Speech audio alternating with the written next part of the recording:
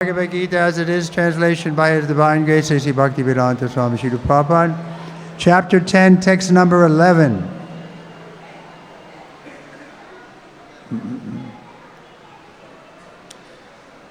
Tesham evanukampartam Tesham evanukampartam Aham ajnanajam tamaha Aham ajnanajam tamaha Nasayami atma bhavasto Nasayami atma bhavasto Jnana dipena bhasvata Jnana dipena bhasvata Tesham evanukampartam Aham ajnanajam tamaha Nasayami atmad bhavasto Jnana dipena bhasvataha Bhasvata Follow. Tesham evanukampartam Aham ajnanajam tamaha Aham ajnanajam tamaha Nashayami atma bhavasto Jnana atma bhavasto Jnanadipena bhasvata Jnana dipena bhasvata Tesham evanukampartam Tesham evanukampartam Aham ajnanajam tamaha Aham ajnanajam tamaha Nashyami atma bhavasto Nasayami atma bhavasto Jnanadipena bhasvata Jnana dipena bhasvata Tesham evanukampartam Aham ajnanajam tamaha Nasayami atmasto Jnana dipena bhavasta. Matajis.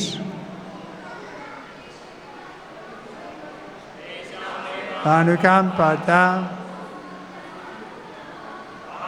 Jnanajam tamaha Nayasyama bhavasto Jnana dipena bhasvata Tesham, for them, eva, certainly, anukampatam, to show special mercy. Aham, I, ajnanajam, due to ignorance. Tamaha, darkness. Nasayami, dispel. Atmabhava, within their hearts. Saha, situated. Jnana, of knowledge. Dipena, with the lamp. Bhasvataha, glowing. Translation and purport by His Divine Grace, A.C. Bhaktivedanta Swami Srila Prabhupada. To show them special mercy, I, dwelling within their hearts, destroy the shining lamp of knowledge. With the lamp of knowledge, the darkness born of ignorance. I'll repeat that. To show them special mercy, I, dwelling in their hearts, destroy with the shining lamp of knowledge the darkness born of ignorance. So this is a fact. Everyone is born in ignorance.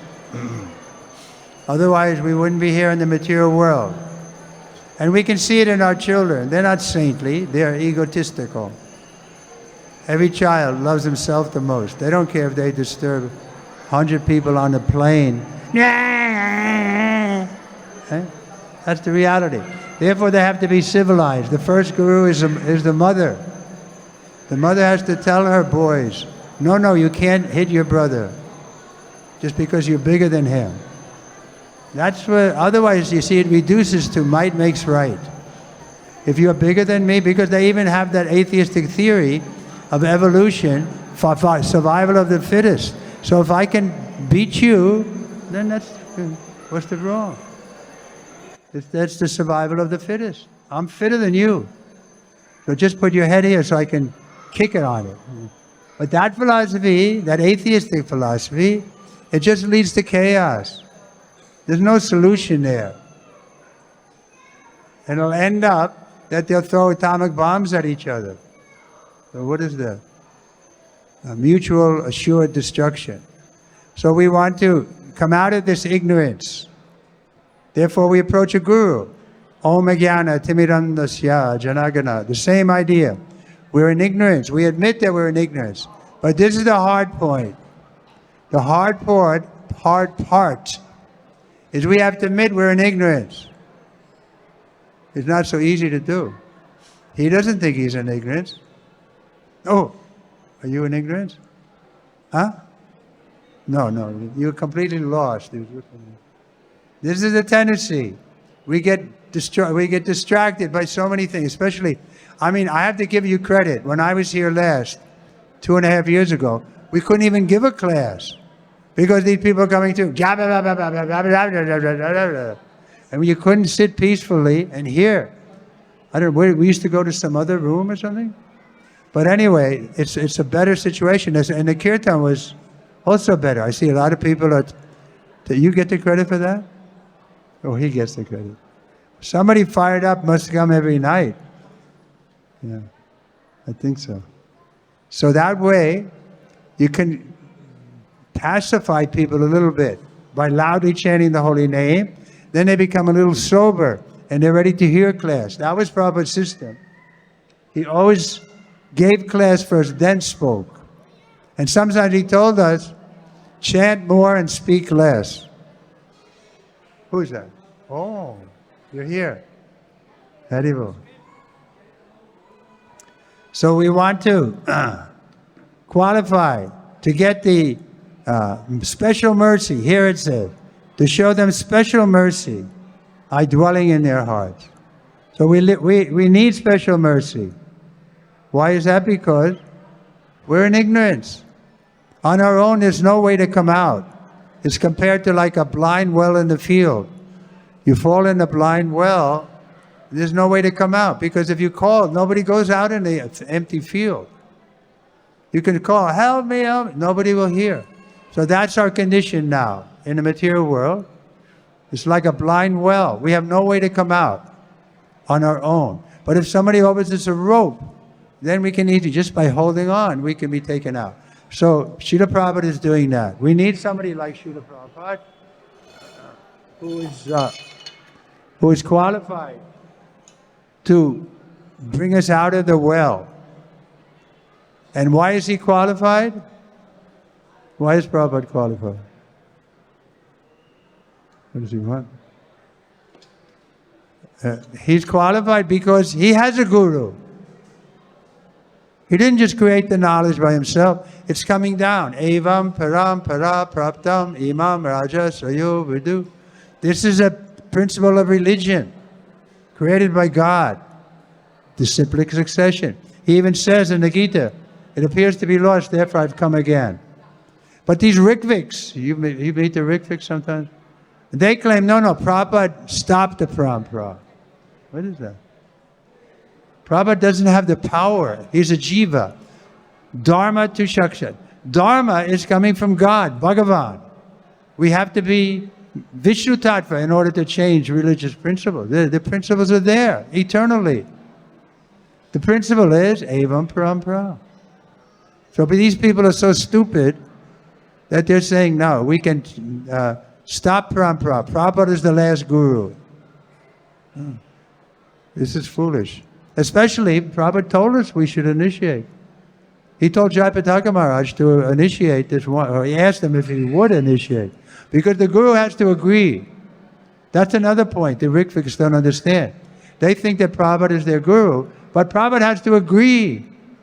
What if he says, no, I don't want any more disciples? He said that. In October 28, he was too sick. He said, I don't want to take any more disciples. So what to speak when he's no longer in the body? What makes you think he wants disciples? He has to worry about every Bhakta Ashok for the next 10,000 years. Because the Guru has to take care. He has to put some energy into every person that he initiates. He can't just say, okay, no. If the disciple has you can say, right to question the Guru. And so he has to take time. Prabhupada took so much time with us, hearing our questions and respond. So why is Prabhupada still doing that? No. Anyway, that's an aside, because the Rikviks are a little prominent here still in India, right? In Vrindavan, but in America we don't hear them. Or Europe. Some places they never heard of them. So anyway, let's go back to the verse and Prabhupada's purport. So Prabhupada writes in the purport, when Lord Chaitanya was in Benares promulgating the chanting of Hare Krishna, Hare Krishna, Krishna, Hare Rama, Hare Rama. Thousands of people were following him. Can just imagine what kind of kirtan that was. Huh? You want to join that kirtan? Lord Chaitanya, every night, he had kirtan in Jagannath Puri for the last 12 years, or 18 years. 4 hours a night. We did what? 45 minutes? And we think that was a long kirtan. Lord Chaitanya did 4 hours every night kirtan, and tears coming from the eyes, hair standing on end, rolling on the ground. You can read a description in Chaitanya Charitamrita. So we're aspiring to join that kirtan. And if we remain loyal to Prabhupada and follow his instructions, we can go. Prakasananda Saraswati, a very influential and learned scholar in Benares at that time, derided Lord Chaitanya for being a sentimentalist. Sometimes Mayavadi philosophers criticize the devotees because they think that most of the devotees are in the darkness of ignorance and are philosophically naive, sentimentalists. Actually, this is not the fact. There are very, very learned scholars who have put forward the philosophy of devotion. But even if a devotee does not take advantage of their literature or of his spiritual master, if he is sincere in his devotional service, he is helped by Krishna himself within his heart. So the sincere devotee engaged in Krishna consciousness cannot be without knowledge. So this is an important point. We read in yesterday's verse, you weren't with me, but yesterday we were reading, Tesham Sarata Yuktanam Bhajatam Piti Bhuvakam Dadami Buddhi Yoga. Krishna says, I will give you Dadami Buddhi. I will give you the intelligence. Buddhi means intelligence. That you can come to me. He'll give you the knowledge. He'll give you the strength to become his devotee. Only thing you have to do from your side is agree to be his sincere follower. In other words, a little austerity. We're getting the best thing. Krishna becomes our servant. Yudhisthira tells Krishna, bring this message to Dhritarashtra. Arjuna tells Arjuna, move my chariot over here. And so God, the Supreme Personality of God, becomes the servant of his devotee. Is that something cheap? I mean, how much do they have to work hard to win an Olympic medal? They have to get up in the morning. They're running. So hard. What do we have to do? Just give up poison. These things are poison. Illicit sex, intoxication, gambling, meeting. They're poison. Prabhupada is only asking us to give up the poison and chant Hare Krishna. And what do we read? Bhagavad-gita 9:2. Who knows that? Raja Vidya Rajaguyam Pavitam Puramam. Joyfully perform. Susukam. Susukam means not joyfully, very joyfully. So that's how we saw Srila Prabhupada. Why were we attracted to him? To become his follower. He was an old man by material estimation. He had no wife. He had no money. Why would we follow him? Because from within, he was glowing. He was effulgent from within. He didn't require somebody to make him happy. Atmarama means he's satisfied in his whole self. Therefore, he could be alone in America struggling for 1 year with no result. Because he was always feeling the presence of his spiritual master. He didn't feel alone.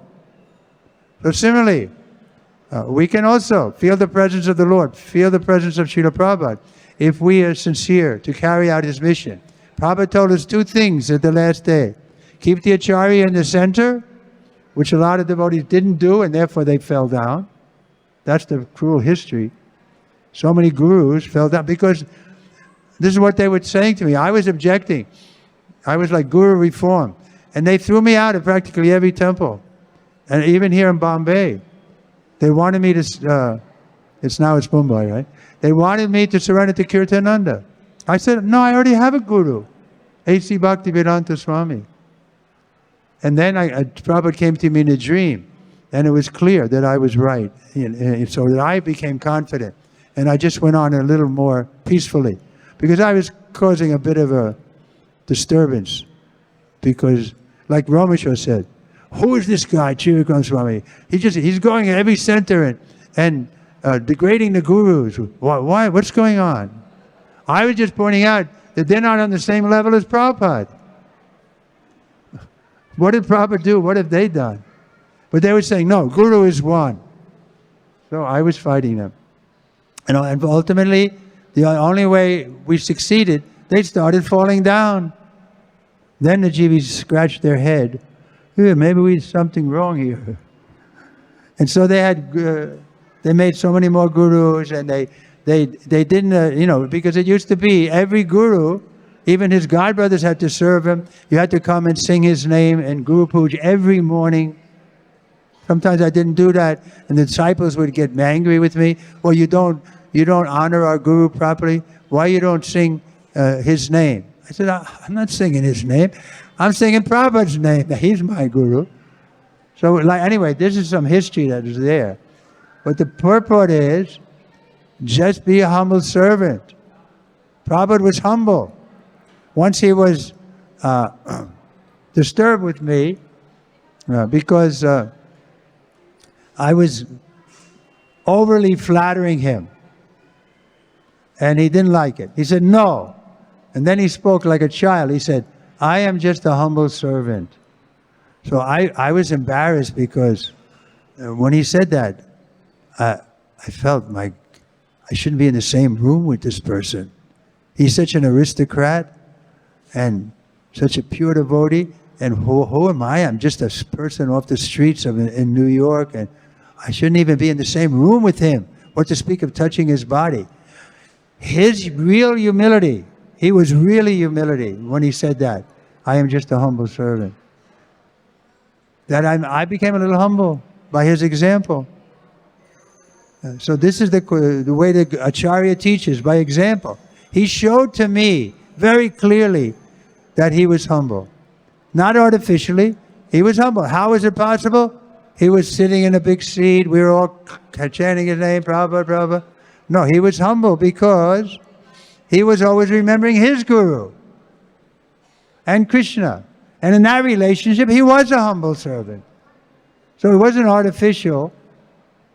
He was a humble servant because he was that comes back to parampara. That's why these Rikfiks are wrong. You can't change parampara. That's the system. Prabhupada said himself, a little success has come out in my movement, like in 76. He saw his movement was successful. What do you think? Huh? You don't think? He remembered, and this is what he told us. Whatever success I had, is I took the order of my spiritual master as my life and soul. That's what Prabhupada said. He gave all the credit to his spiritual master. I took his order as my life and soul. Of course, we give all credit to Prabhupada because many godbrothers didn't do that, but Prabhupada did. So he is special. He's empowered. But he's empowered because he surrendered. So we can also surrender. What's stopping us? Only stopping us is false ego. No, if you surrender, then you may lose something. Because just like when we were children, we were playing war games. And so we were Americans, and we were defeating the Japanese. We made them surrender. So we thought the surrender was a bad word. It's what the losers do. So we have to learn. This is not that kind of surrender. We don't lose, because our constitutional position is to be the servant of the servant of the servant of the servant of the gopis in Vrindavan who are serving Krishna. That's our constant. But when Sanat Goswami came to Lord Chaitanya, he said two things. Kayami, who am I, and why do I suffer? And Lord Chaitanya answered, yes. You are a servant of the gopis, and you're suffering because you've forgotten that. So we have to remember it. This is our real position. We're not this body. We're not Indian, American, man, woman, old, young. We're pure spirit soul. And originally, we have a constitutional position as a relationship with Krishna and the gopis.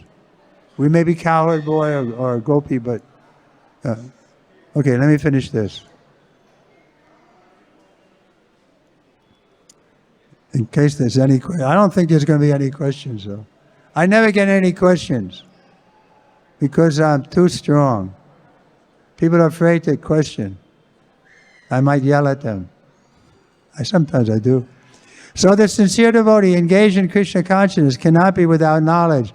The only qualification is that one carry out devotional service in full Krishna consciousness. Mayavadi philosophers think that without discriminating, one cannot have pure knowledge. For them, this answer is given by the Supreme Lord. Those who are engaged in pure devotional service, even though they be without sufficient education, even without sufficient knowledge of the Vedic principles, are still helped by the Supreme God, as stated in this verse. The Lord tells Arjuna that basically there is no possibility of understanding the Supreme Truth, the Absolute Truth, the Supreme Personality of Godhead, simply by speculating. For the Supreme Truth is so great that it is not possible to understand or to achieve Him simply by making a mental effort. Man can go on speculating for several millions of years, and if he is not devoted, he is not a lover of the Supreme Lord, he will never understand Krishna or the Supreme Truth. Only by devotional service is the Supreme Truth, Krishna, pleased by His inconceivable energy.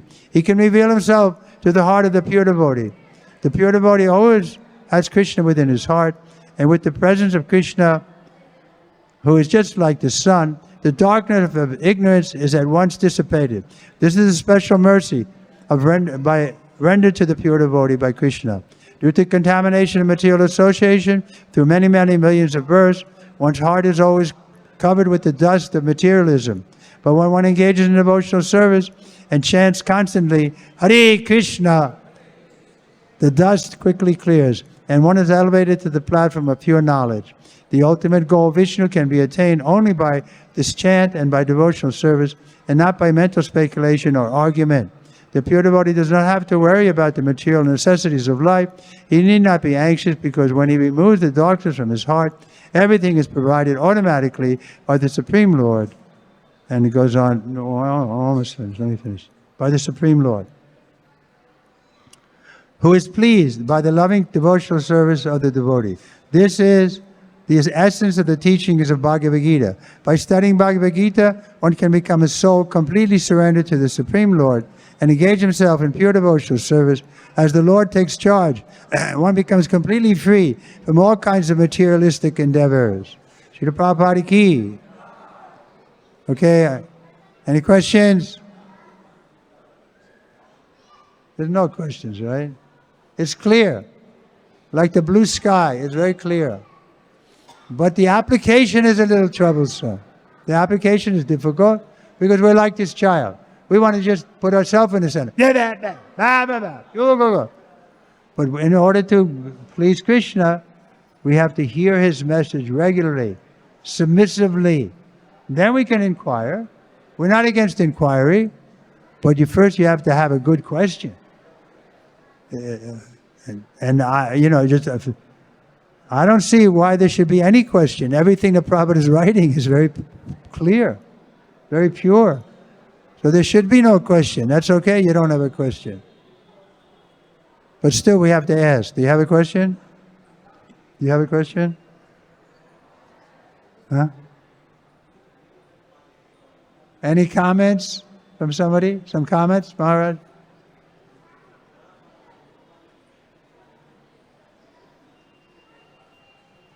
Okay, then what should we do? We could chant one round of japa. Should we do that? What about ladies? Any questions from the ladies' side? Mataji's? I was appreciating Mataji's was singing very nicely. I was hearing your singing. So yes, everybody can take part. The children also. Last night I had a program in, where were we last night? Hyderabad. We were out of the village a little bit. There's one child, only 6 or 7 years old. He was playing the madanga so good and singing very clearly. Hare Krishna, Hare Krishna. So anybody can do it. Even Hanuman wasn't even a human, but he was the best devotee. Jatayu was a bird, but so nobody is barred from being a devotee. That's a fact. Okay, any other questions? I'm asking my own question. Okay, then we'll stop here. Huh? I could tell one story. You want to hear a story I had an exchange with Prabhupada?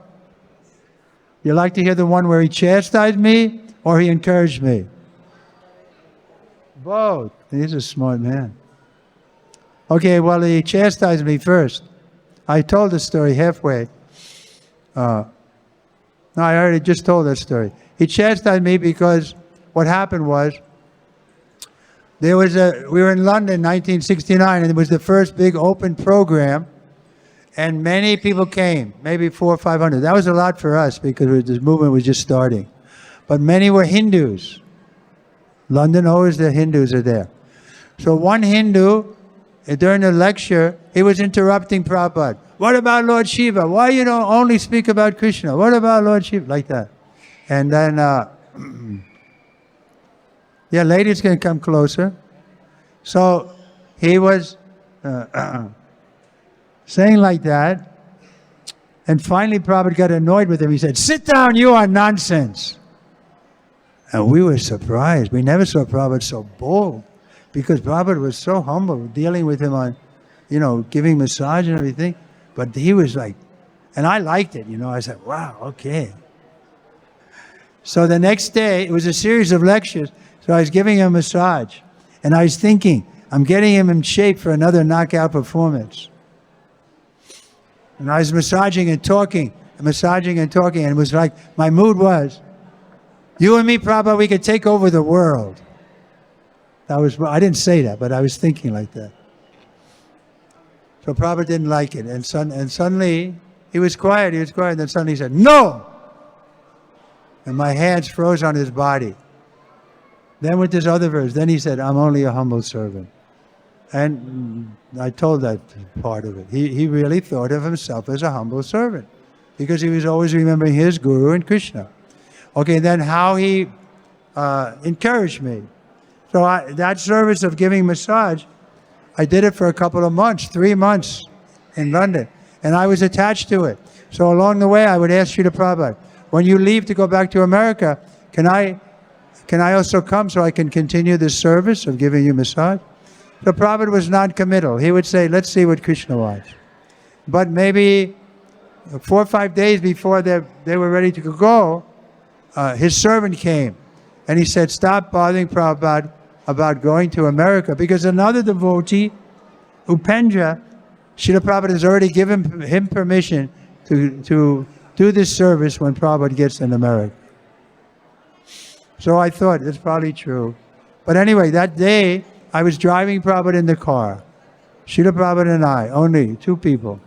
And I said to Srila Prabhupada, I said, Purushottam, that was his service. Purushottam said that Upendra is going to be giving you massage when you go to America.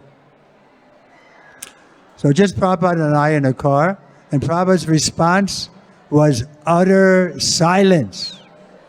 Just like what we don't have here. Silence. 2 people in the car. Very clearly I spoke. No response. So then I thought, it must be true. Because otherwise he's not saying anything. No, they won't shut up. It must be true. So then in my mind, I accepted it. Okay, I'm not going with him. I had to cut service there, and I reconciled myself that I wasn't going to go with him. But still, the silence was there. So I thought how to break the silence. At the same time, let Prabhupada know that I was surrendered to not going. So I said to Srila Prabhupada, I broke the silence. I said, Srila Prabhupada, I never met Upendra. Was he a nice boy? I thought that would. So just two and I, and she and Srila Prabhupada and I in the car. And when I said that, he turned to me and he said, not as nice as you. So it went right in my heart. That I felt that he loved me. And it's true. Prabhupada loved us. He loved because we're part of Krishna, he loves us. But he loves you, that means you should try to please him. And he wants you to become a pure devotee. So that's a very strong impetus. Like people ask me, I've been in sannyasi 54 years or something. How do you do it? And the answer is, one of the answers is because I love Prabhupada. He helped me so much. And I know he won't be pleased if I fall down, if I give it up. He won't be pleased. He puts energy into me. And if I just throw it away, so that's one of the reasons. Of course, there are other reasons.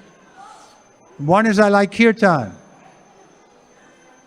And so, where am I going to get kirtan? Outside of the ISKCON, right? Everywhere I go, there's a good kirtan. I was surprised. I was here over 2.5 years ago. We didn't have kirtan like this. Now you've improved. It's a strong kirtan. It used to be 2.5 years ago, you just had this crowd coming, chit, chitty, chit, chit, chit, chit, chit, chit. You couldn't even give class. You had to go someplace else. But they just took over with their prajalpa. Now, at least they join in with you, right? They're dancing and very good. I'm happy. Okay, I'm going to stop now before I get angry at these people, which is not wanted. Okay, Bhagavad-gita ki. Srila Prabhupada ki. Save you the whole world, Srila Prabhupada. Thank you very much.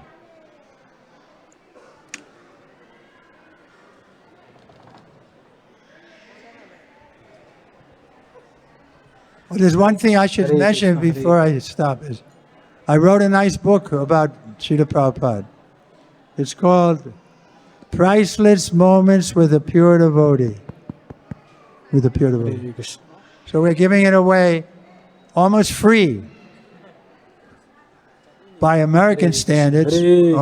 Only how many rupees? 200 rupees. You can get your own copy. And I already signed it. No, you have to sign. Huh? The signed copies are finished. I have to sign it. Here's a pen. Okay, who's going to get the first one?